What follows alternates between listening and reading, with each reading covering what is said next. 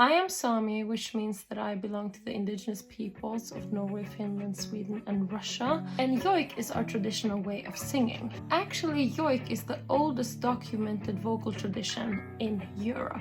Yoik can sound something like this.